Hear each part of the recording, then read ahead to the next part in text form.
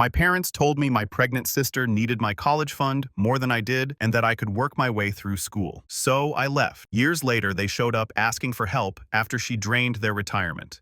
Have you ever been the responsible kid who did everything right only to watch your screw-up sibling get rewarded for doing everything wrong? Yeah, that was my entire childhood. But when my parents tried to steal my college fund to bail out my pregnant sister, I taught them a lesson in consequences they'll never forget. Buckle up because this gets satisfying. So I'm Riley, 23 male, and I've got a sister named Ashley, 26 female, who's been the golden child since the day she learned to fake cry on command. I'm talking Olympic-level manipulation skills from the age of 5. She could turn on the waterworks faster than you could say, "It's not fair." And suddenly, I'd be the bad guy for existing. Growing up, the favoritism was so obvious it would have made a sitcom writer blush.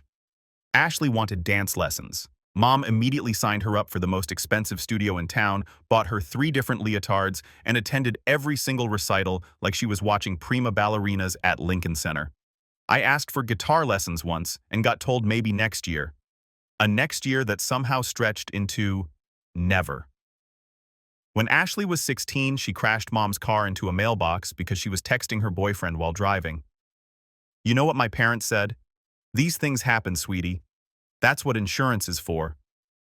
I came home 10 minutes past curfew from my shift at the auto shop where I worked weekends and got grounded for 2 weeks for being irresponsible and disrespectful. The double standards were absolutely insane. Ashley would bail on family dinners to hang out with friends, and it was fine because she's so popular we should be proud. I'd skip one Sunday dinner because I had to cover someone's shift at work, and suddenly I was abandoning the family and didn't understand priorities. Here's the thing, though. I figured out pretty early that complaining about the favoritism just made me look petty. So I kept my head down, worked hard, and became the kid who didn't need anything from anyone. Got straight A's without help, worked part-time jobs since I was 15, saved every penny. Learned that self-reliance was the only reliable thing in life. My parents loved telling people about their 2 completely different kids. Ashley was the social butterfly who lit up every room. Translation, she partied constantly and barely passed her classes. I was the serious one who was so focused on school. Translation, I had my head screwed on straight and actually gave a crap about my future. The funny part, they said it like it was just a personality difference, not a direct result of how they'd raised us. Ashley never learned consequences because she never faced any. I learned consequences were inevitable, so I might as well stay ahead of them. By senior year of high school, our paths were pretty set. Ashley was squeaking by with C's and D's, skipping class to hang out with her burnout boyfriend Corey. Yes, that's his real name. And yes, he was exactly what you're picturing. I was pulling a 3.9 GPA while working 20 hours a week at Henderson's Auto Repair. The shop owner, Mr. Henderson, was this gruff 60-something Vietnam vet who ran the place like a military operation. He scared most of the high school kids who tried to work there. But I loved it. No BS, no excuses. You either did the work right, or you did it again until you got it right. You're one of the good ones, he'd tell me while we were replacing brake pads or rotating tires. Most kids your age can't show up on time, let alone actually work. Coming from him, that was basically a hug. The money I made there went straight into my college fund. Well, not straight. First it went into my bank account. Then I'd transfer it to the 529 college savings plan my grandfather had set up for me when I was born. See, Grandpa Jim was the only one in the family who saw through my parents' BS. He was my mom's dad, this retired engineer who believed in rewarding actual effort instead of potential. When I was born, he opened a college fund in my name. Every birthday and Christmas, instead of toys, he'd deposit money into it. Your parents mean well, he told me once when I was about 14. But they confuse helping with enabling. You're going to need this when the time comes. He was right. By the time I graduated high school, between Grandpa's contributions and my own deposits from work, that fund had about $42,000 in it.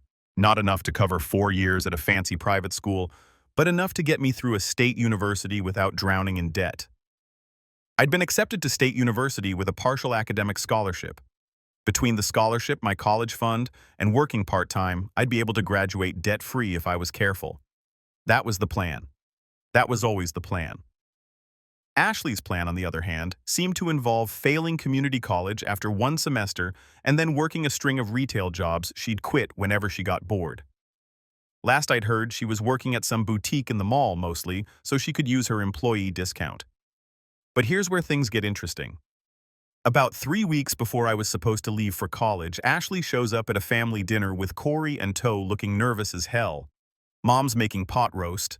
Dad's pretending to care about the baseball game on TV. And I'm just trying to eat my food in peace before my evening shift. Ashley clears her throat like she's about to announce she won the lottery. So, we have some news. The table goes quiet. Even Dad mutes the TV. We're pregnant. Ashley squeals, grabbing Corey's hand like they'd just gotten engaged to royalty instead of knocked up at 26 and 27 respectively. Mom's face does this weird thing where she tries to look happy and horrified at the same time. Dad just stares at his pot roast like it might have answers. I keep eating because honestly, I saw this coming from a mile away. That's wonderful, honey. Mom finally manages, her voice hitting that high-pitched tone she gets when she's trying to convince herself of something. This is such a blessing, right, honey? She kicks Dad under the table. Yeah, blessing. Great. Dad's still processing. You can practically see the calculator running behind his eyes, tallying up how much this is about to cost him. Corey, to his credit, looks appropriately terrified. We're really excited, he says, voice cracking slightly. It's going to be great. I'm sitting there thinking about how Corey works at a cell phone kiosk in the mall and Ashley can't hold a job for more than 4 months. These two can barely take care of themselves, let alone a whole human being. But pointing that out would make me the bad guy, so I keep my mouth shut and focus on my green beans. The dinner devolves into the logistics of it all. Where are they going to live? Ashley's apartment is a studio that barely fits one person. How are they going to afford baby stuff? Have they thought about health insurance? What about childcare when the baby comes? Every question gets the same vague answer. We'll figure it out, the universal phrase of people who have never figured anything out in their entire lives. I finish dinner, excuse myself, and head to work. While I'm rotating tires and doing oil changes, I'm thinking about how this is going to play out. I've seen this movie before. Ashley gets in over her head. My parents rush in to save her, and somehow I'm expected to be understanding and supportive while they drain their resources, keeping her afloat. What I didn't expect was them coming for my college fund. 2 days later, my parents call a family meeting.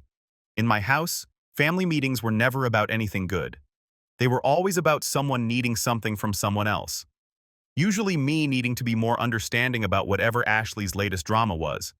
I come home from my shift at Henderson's to find them sitting in the living room with those serious faces people put on when they're about to ask for a kidney.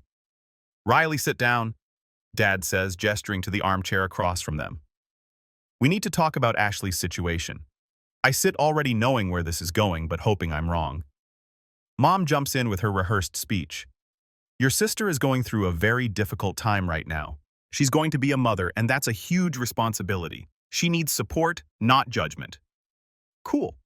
When do I get support for busting my behind for the past 5 years Dad takes over? The thing is, a baby is expensive. There's the hospital bills, the nursery furniture, diapers, formula, clothes, pediatrician visits. It adds up quickly. Okay, I say slowly, still waiting for the other shoe to drop. Mom reaches over and pats my hand like I'm about to receive devastating news. We've been thinking, and we believe the best solution is for Ashley to use your college fund to help get her settled with the baby. I just stare at them. Surely I misheard. Surely my parents did not just suggest stealing my college fund to pay for my sister's consequences. Excuse me. Now, before you get upset, Dad starts doing that calm hand gesture like he's negotiating with a hostage taker. Hear us out. Ashley needs this money now. You, on the other hand, you're smart, you're capable. You can work your way through school like plenty of students do. It builds character, builds character. They want to steal my college fund and they're framing it as doing me a favor. That's my money. I say, my voice remarkably steady considering the rage building in my chest. Grandpa Jim set that up for me. I've been contributing to it since I was 15. That's for my education. Mom's eyes get watery. Her signature move. Riley, please don't be selfish. Your sister needs help. This is what family does. We help each other. Help each other. When exactly has Ashley helped me with anything? That's not the point, Dad says sharply. The point is, she needs this now. You can get student loans like everyone else. You'll be fine. The audacity is honestly impressive. They want me to take on debt for the next decade so Ashley can furnish a nursery for a baby she made with her deadbeat boyfriend. No, I say simply.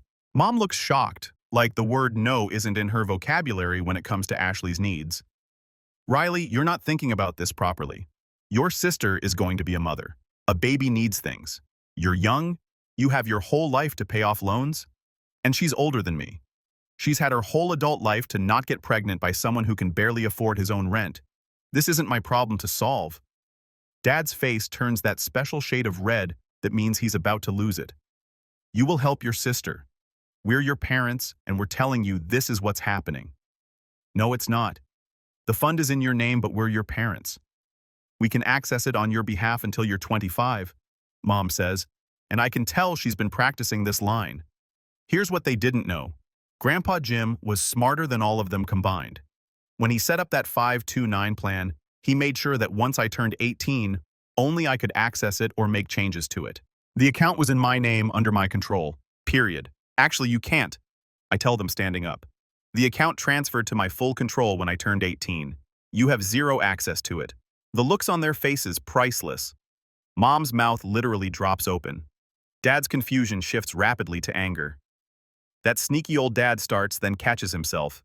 Your grandfather had no right to do that without discussing it with us. He had every right. It's not your money. It never was. It's mine. Riley, please. Mom's crying now. Real tears this time. Your sister really needs this.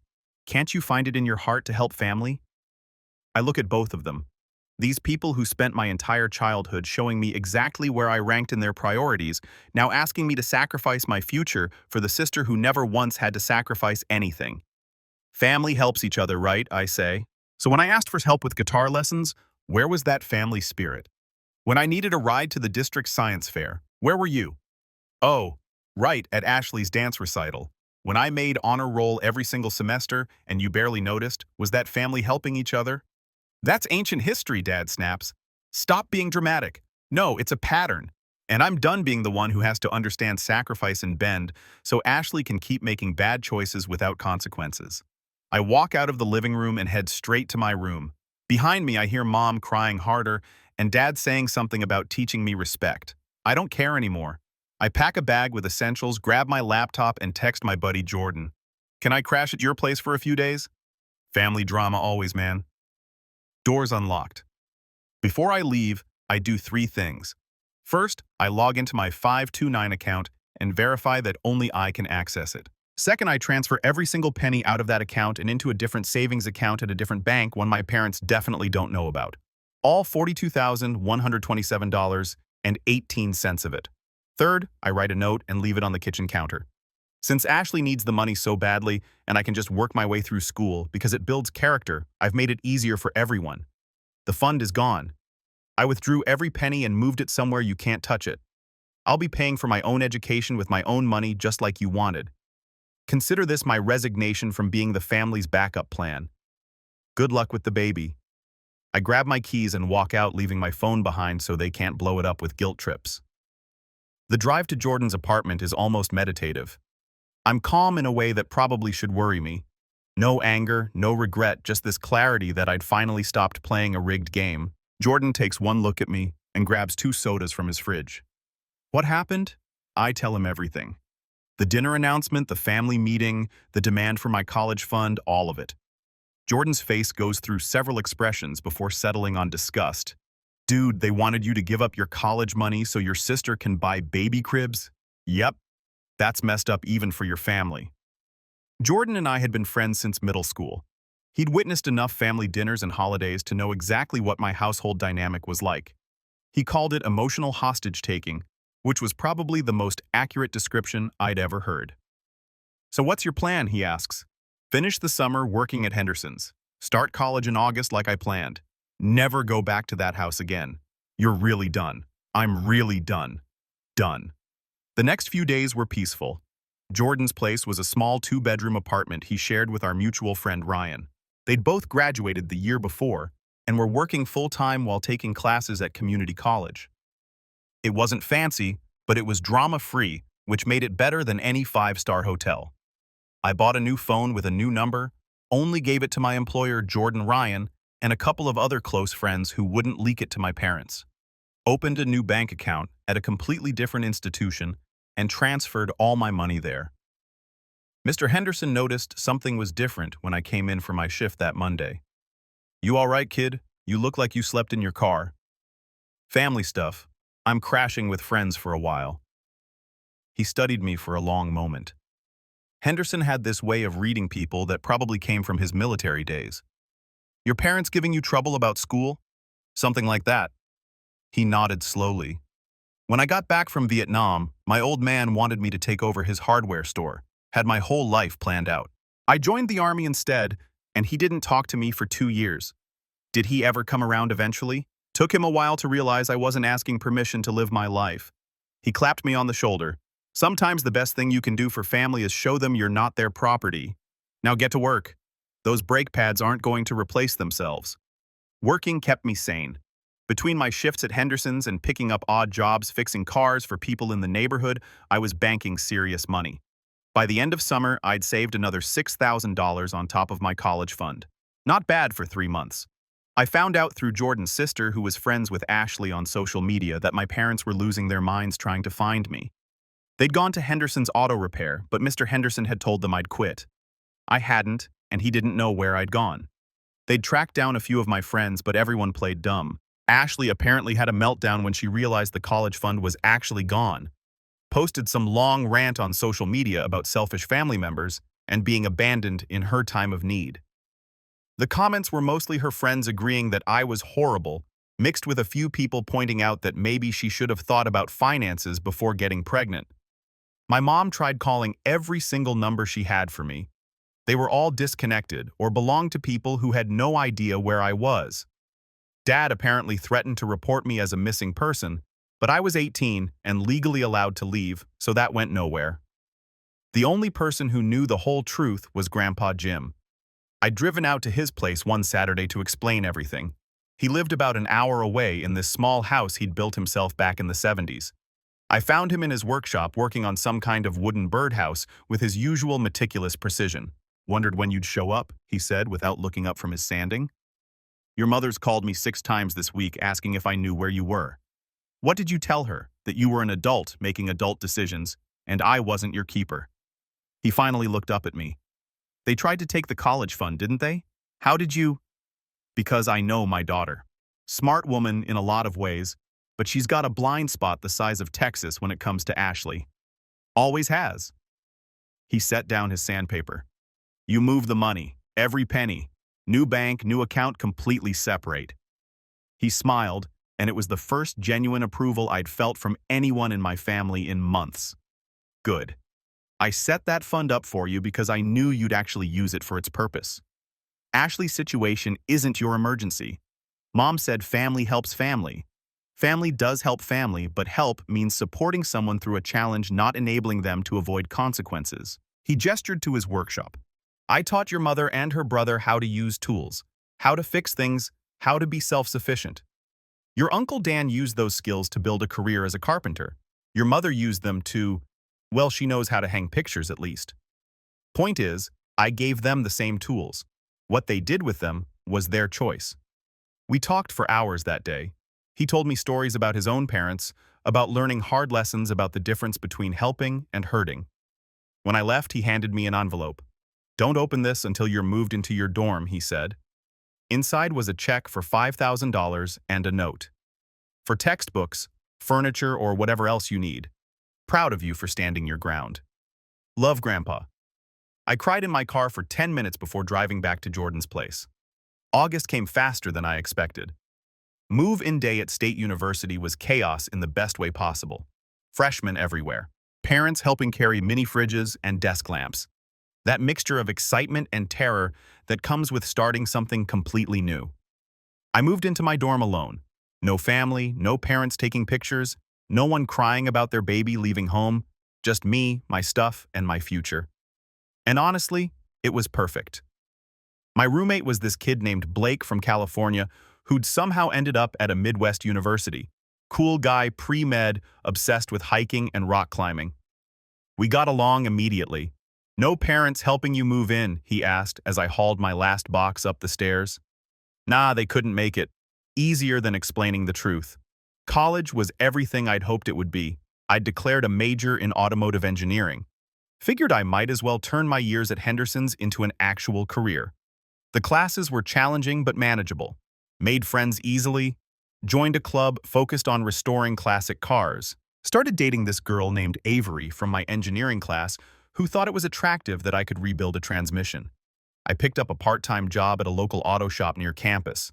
The owner, Frank, was this old-school mechanic who appreciated that I actually knew what I was doing. Between that and being smart with my college fund money, I was doing fine financially. No debt, no stress, no family drama.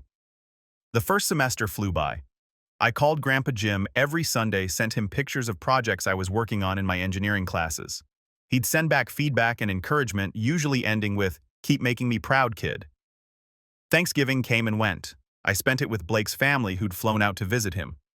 They were normal in a way that felt almost alien to me. Parents who treated their kids like individual siblings who actually seemed to like each other. Dinner conversations that didn't devolve into guilt trips or manipulations. Christmas break. I picked up extra shifts at Frank's shop, made good money, saved most of it, bought myself a decent laptop to replace my dying old one, didn't go home, didn't call, sent Grandpa Jim a card and a photo of my fall semester report card. Straight A's. His response. This is what happens when you invest in yourself instead of other people's bad decisions. Proud of you. I heard through the grapevine, Jordan's sister's social media stalking, that Ashley had her baby right before Christmas. A girl. She named her something trendy that I immediately forgot. The photos showed Ashley and Corey looking exhausted and overwhelmed. My parents hovering in the background of every shot, clearly doing most of the actual baby care. Mom apparently spent the holidays posting passive-aggressive Facebook statuses about family members who abandoned their loved ones during important times, and the true meaning of family loyalty. Several relatives commented asking where I was, and Mom would respond with vague answers about me being busy with school and going through a phase. A phase. Like standing up for myself was the equivalent of teenage rebellion that I'd grow out of once I came to my senses. Jordan sent me screenshots. Sometimes we'd laugh about the delusion. Ashley posted constantly about single mom life, even though she had Corey and our parents both helping, and how you find out who your real family is when times get tough. The irony of her complaining about people not helping after trying to steal my college fund was apparently lost on everyone but me. Spring semester was even better than fall. My GPA stayed strong. I got promoted to lead mechanic on weekends at Frank's shop. And Avery and I were getting serious. Life was good in a way it had never been before. That summer, I didn't go home, got an internship with a manufacturing company that made automotive parts. The pay was decent. The experience was valuable, and it meant staying far away from my family and their drama. This pattern continued sophomore year, junior year, senior year. I went home exactly 0 times. Spent holidays with friends, with Avery's family, or sometimes just alone in my apartment. I'd moved off campus after freshman year with 3 other engineering students, worked internships every summer, graduated with honors and a 3.87 GPA job offers from 3 different automotive companies. In those 4 years, my parents tried to contact me maybe 15 times. Always the same theme. When are you going to stop this silly grudge? Ashley really needs her brother right now. It's time to let go of the past and be family again. Never an apology. Never acknowledgement of what they'd tried to do. Just demands that I get over it and come back so things could return to normal.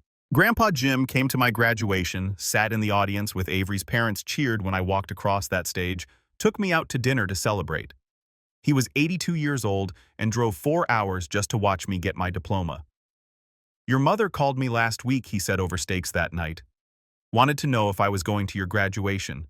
I told her I wouldn't miss it for the world. She asked if she could come with me.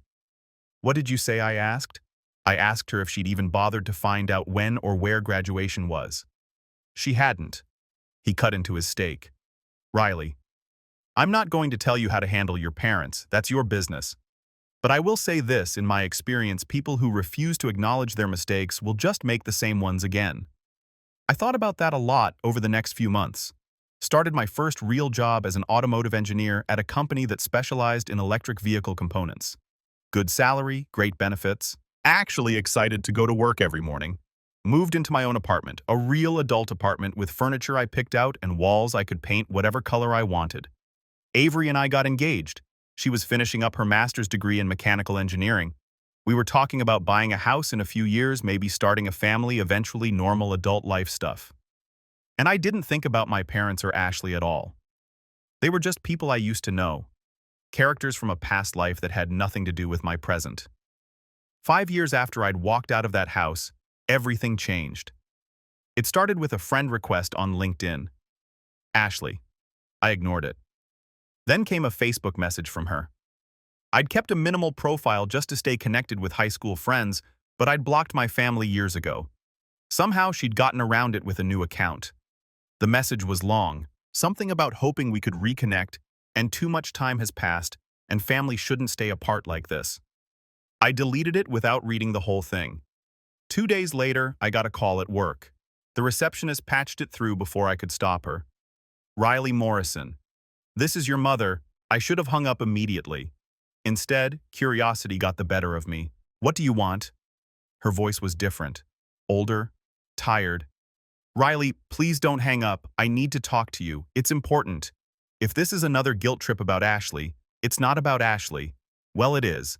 But can we please just meet just once? I promise I'll leave you alone after if that's what you want. Something in her voice made me hesitate. Not the manipulation I was used to, but actual desperation. Against my better judgment, I agreed to meet her at a coffee shop near my office. Neutral territory, public place, easy escape route if needed. She'd aged more than 5 years should account for. Hair, grayer, more lines around her eyes, shoulders slumped in a way that suggested she was carrying weight that wasn't physical. We sat down with our coffees in awkward silence. She kept opening her mouth to speak, then stopping like she'd rehearsed this but forgotten her lines. I'm not giving you money, I said, finally cutting through the tension. Whatever this is about, if it involves money, the answer is no. She flinched. That's fair. I deserve that. That threw me off. In all my years growing up, I'd never heard my mother admit she deserved anything negative. Your father and I are in trouble, she said quietly. Financial trouble, bad trouble. We might lose the house. Okay, I said carefully. And you want what from me? I'm not asking for money. I just wanted you to hear this from me before you heard it from someone else. She wrapped her hands around her coffee cup. Ashley has been living with us since her daughter was born. She and Corey split up about 8 months after the baby came. She moved back home temporarily and never left. That's unfortunate, but not my problem. I know it's not. I'm not asking you to fix it. I'm just trying to explain what happened. She took a shaky breath. Over the past 5 years, Ashley has been taking money from us. A lot of money. At first, it was for the baby. Diapers, formula, doctor visits, things like that. But then it became everything. Daycare, preschool, clothes, toys, activities. Every month there was something new she needed. I waited. There had to be more. We didn't realize how much it was adding up to. Your father and I were both still working, and we thought we were helping, being good grandparents and parents. But Ashley wasn't just taking what we gave her. Mom's hands were shaking now. She had access to our bank accounts to pay for things for the baby. We thought we could trust her. She was taking out cash, buying things we didn't know about using our credit cards, and then paying only the minimums. How much, I asked. Over 5 years. She looked at her coffee. About $180,000. I actually laughed. Couldn't help it. You gave Ashley $180,000. We didn't give it to her. She took it. Most of it we didn't even know about until last month when your father got called into HR. The company's downsizing. He's being forced into early retirement. When we sat down to look at our retirement accounts to figure out our finances, she trailed off. Let me guess. Empty. She nodded. She'd gotten access somehow. Took nearly everything. We still don't understand how she did it technically, but the money's gone. When we confronted her, she said she needed it to provide for her daughter and that we should have been supporting her better anyway. The audacity of this woman, my sister, not my mother. Though honestly, the apple didn't fall far from the tree. That's unfortunate, I said again, but I still don't understand why you're telling me this, because I realize now what we did to you was wrong. Her eyes were watering. We tried to take your college fund for Ashley, and when you wouldn't let us, we told ourselves you were being selfish. But you weren't selfish. You were protecting yourself from becoming this. She gestured vaguely at herself. We enabled Ashley her entire life, and now we're broke and about to lose our home because we never taught her that actions have consequences. I waited for the ask, the plea for help, the guilt trip about letting them become homeless. It didn't come. I'm not asking you to help us, she said quietly. I'm asking you to learn from our mistakes. Don't let anyone, not even family, take advantage of your hard work and success. You were right to leave. You were right about everything. She stood up, left a $10 bill on the table for the coffees, and walked out. I sat there for another 20 minutes, processing what had just happened. An apology. An actual admission of guilt. After 5 years of radio silence and occasional attempts at manipulation, my mother had actually acknowledged she was wrong. It felt weird. Not satisfying exactly, but something. I went back to work, told Avery about it that night over dinner. "So what are you going to do?" she asked. "Nothing. It's not my problem." A week later, Dad called my work line. The receptionist patched him through before I could stop her. "Riley, it's Dad. What do you want? Your mother told you about our situation. We need help. I know you said no money, but we're about to lose everything. The bank's foreclosing in 30 days. That's unfortunate. Riley, please. We're your parents. We made mistakes, but you told me working my way through school would build character."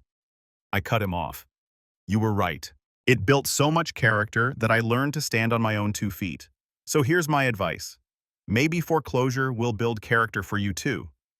And hey, maybe Ashley can get a job and help out. That builds character, right?" I hung up before he could respond. 2 days later, Ashley called from a blocked number. I made the mistake of answering. "You're really going to let Mom and Dad lose their house?" she screamed immediately. "No hello, no build-up. This is your fault. If you just helped out years ago instead of being selfish. Let me get this straight. You stole $180,000 from them, but I'm the selfish one. I didn't steal anything. I'm their daughter. They wanted to help me. Cool story. Good luck with that." I blocked the number. 3 weeks later, I got a call from a lawyer named David Chen. Turned out my parents had filed for bankruptcy, and the courts were investigating Ashley's withdrawals from their retirement accounts. Apparently, she'd forged some signatures to get access. "We're building a fraud case," Chen explained. "Your parents initially didn't want to press charges, but they don't have much choice now. The bankruptcy trustee is insisting. What does this have to do with me? You're listed as a beneficiary on some of their policies. Also, we found evidence that they attempted to access your college fund 5 years ago. That might be relevant to establishing a pattern of financial decisions." I gave him a statement about the college fund incident. Sent him copies of the account transfers I'd made when I moved the money. Didn't feel great being part of the case, but I wasn't going to lie for any of them either. The whole thing went to court about 4 months later. I didn't attend, but Jordan's sister kept me updated through her social media stalking. Apparently, Ashley showed up in a suit looking like she was going to a job interview, trying to play the struggling single mom angle. Didn't work. Judge ruled she'd committed financial fraud. Sentenced her to 18 months probation, restitution of $180,000, good luck with that, and banned her from having access to anyone else's financial accounts without a court order. My parents lost their house anyway. Too much debt, too little retirement money left. That's when things got really interesting. My parents moved into a 2-bedroom apartment in a cheaper part of town. Dad got a part-time job at a hardware store. Mom started working retail at a department store. They were both in their early 60s, working jobs they probably thought they'd never have to do again. Ashley had to get an actual job. 2 jobs, actually. Morning shift at a coffee shop, evening shift at a grocery store. Her daughter was in public school now, and Ashley was learning what it felt like to work for every dollar. I heard all this through the grapevine. Didn't reach out, didn't offer help, just watched from a distance as they dealt with the consequences. About 6 months after the court case, I came home from work to find a package on my doorstep. No return address. Inside was a brochure for building financial independence, a character-building course for adults, some community college program. There was a note from Mom. "We're taking this class learning what we should have learned decades ago. You were right about everything. We're sorry." The character-building line made me laugh. I showed it to Avery. "My parents are taking personal finance classes. That's actually kind of sad." "Yeah, but also kind of necessary." I threw the brochure away. "Keep the note, though." Stuck it in a drawer. Life moved on. Avery and I got married at a courthouse with our friends there. Bought a house a year later. 3 bedrooms. The garage I turned into a workshop. Got promoted at work to lead engineer on a major electric vehicle project. Started making serious money. Grandpa Jim came to visit every few months. He'd walk through my workshop, check out whatever project I was working on, tell stories about his own engineering days. He was 87 and still sharp as ever. When he passed away 2 years later, he left me his house and $50,000 in savings. The will specifically stated, to Riley, who made something of himself without needing anyone's permission or money. Proud of you, kid. The funeral was the first time I'd seen my parents in almost 6 years. They looked older, tired, smaller somehow. Dad was wearing a suit that looked like it had been purchased at a thrift store. Mom's hair was completely gray now. They didn't approach me, just nodded from across the room at the service. Ashley wasn't there. Couldn't get time off work, apparently. After the burial, Mom caught me in the parking lot. Riley, can we talk? I looked at my watch. 2 minutes. We're doing better. Both working, paying bills. Your father's taking financial courses. I'm managing at the store now. Ashley's working 2 jobs. Filed bankruptcy last year. She's in public housing. Good for you both. We're not asking for anything. Just wanted you to know we finally get it. Actions have consequences. Yeah, you do. She nodded slowly, handed me an envelope, and walked back to Dad's beat-up Honda Civic. I opened it in my car. Inside was a check for $1,000 and a note. From selling your grandfather's tools. He would have wanted you to have this. Mom and Dad. I deposited the check into a new college fund I'd opened. Figured someday maybe I'd have kids and they'd actually get to use their college money. 3 years later, Avery and I had our first kid, a boy. Named him James after Grandpa Jim. I sent my parents a birth announcement. Got a card back with congratulations and a $25 savings bond. Ashley sent a text. Heard you had a baby. Congratulations. I'm doing better now. One job assistant manager? Sorry for everything. I read it. Saved the number under Ashley blocked. My parents kept sending holiday cards. Small gifts for James, a stuffed animal, a book, $20. Never pushed for visits, just quiet gestures saying they were there if I wanted. Last month, Dad sent an email. Subject update. Your mother and I retired last year. Small pensions, Social Security, 1-bedroom apartment. We're okay. Ashley's a store manager now. Better apartment. Her daughter's in middle school. Good grades. We learned to live small and not enable bad choices. Took 60+ years to learn what you knew at 18. I showed Avery. Think you'll ever respond? Maybe I said, when I feel like it. Or maybe not. James is 3 now. Happy kid. Loves helping me in the workshop. Avery's pregnant with our second. My career's going great. Life's good. Yesterday I got a package in the mail. Inside was a wooden toy car, hand-carved, sanded smooth. There was a note in Dad's handwriting. Made this in a woodworking class at the community center. Thought James might like it. No pressure to respond, just wanted him to have something his grandpa made. The car was actually well-crafted, solid wood, smooth wheels that actually turned. Attention to detail. I put it on a shelf in James's room.